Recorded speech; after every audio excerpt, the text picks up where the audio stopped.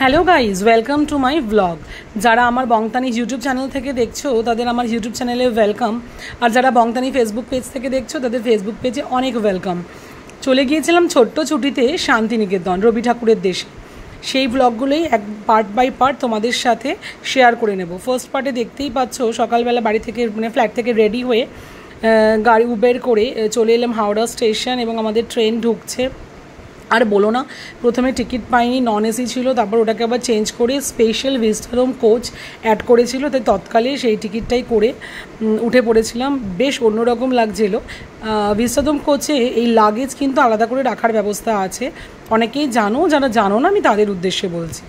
আর হ্যাঁ, যারা আমার এই ভিডিওটা দেখছো ভাল লাগলে অবশ্যই শেয়ার, লাইক, সাবস্ক্রাইব করে দিও আমার ইউটিউব চ্যানেলটাতে। চলো, টুকটুক করে পৌঁছে যাচ্ছি আমরা রবি ঠাকুরের দেশে।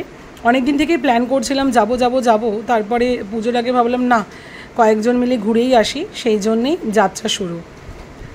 অবশেষে পৌঁছে গেছি রবি ঠাকুরের দেশে। এখানে না, স্টেশনের একদম উল্টো দিকে একটা গীতাঞ্জলি রেল সংগ্রহালয় করেছে। আমি যতবারই আসি ততবারই ভেতরে গিয়ে দেখি। ভেরি রিসেন্ট দেখলাম ওরা টিকিট কাউন্টার করেছে, যাই হোক মেনটেনেন্সের জন্য হয়তো লাগে। তো ওখানে ঘুরে দেখছিলাম এবং বাইরে খাওয়া দাওয়ার একটা ব্যবস্থা মতো করেছে। যারা ভেরি রিসেন্ট যাওনি তারা গেলে এই চেঞ্জেসটা দেখতে পাবে। দেন তারপরে আমাদের টোটো দাদা চলে এসেছিলো, আমরা পৌঁছে গেলাম একদম সৃজনী শিল্পগ্রাম। মানে এটা না দেখলে সব কিছু মিস হয়ে যায়।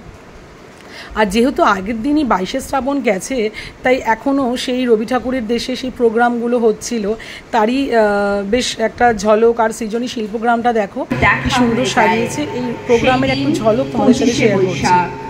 দেখা হয়ে যায় 22শে শ্রাবণের বেদনাকেও।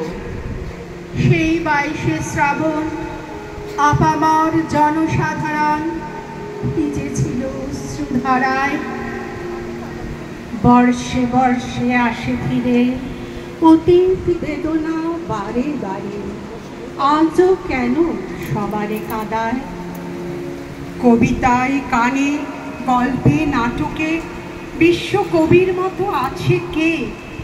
গগনে যেমন রবি শোভা পায়, বাঙালি মননে রবীন্দ্রনাথ। কিছুক্ষণ প্রোগ্রামটা দেখার পর এবারে একটু চলে যাচ্ছিলাম সৃজনী শিল্পগ্রামটা পুরোটা দেখতে এবং ফটো সেশন করতে। আর যে রাস্তাটা দিয়ে আমরা যাচ্ছিলাম ওই দিকটাতে ছোট ছোট সবাই বসে সমস্ত অর্নামেন্টস, ড্রেস এগুলো নিয়ে। যারা এর আগে গেছো তারা জানো, আর যারা যাওনি বা যাবে প্ল্যান করছো তাদের জন্যই কথাটা আমার বলা। আর ভীষণ ভালো লাগে এখানে একটা ছোট্ট সাঁকো, আর মানে একটা অন্যরকম সাজানো। আর আমাদের গ্রুপের মধ্যে একটা দিদি একটু ডান্স করবে ওদের সাথে, সেজন্য উনি পার্টিসিপেট করলো। দেখো, আমার তো বেশ লাগে। আমি নাচিনি সেটা আলাদা ব্যাপার, মানে কেউ করলে খুব ভালো লাগে দেখতে। ফার্স্ট পার্টে শান্তিনিকেতনে এটুকুই রইল। পরের পার্টে আসছি আমরা কোথায় থাকছি, কি লাঞ্চ করছি, কোথায় যাচ্ছি, সেই সমস্ত ভিডিওটা ভালো লাগলে লাইক করো, শেয়ার করো, ইউটিউব চ্যানেলকে সাবস্ক্রাইব করে দিও। আর যারা ফেসবুক পেজ থেকে দেখছো পেজটা অবশ্যই লাইক করো এবং শেয়ার করো। চলো, টাটা বাই। পরের শান্তিনিকেতনের পার্ট 2 নিয়ে তোমাদের সাথে সামনে আবার আসছি।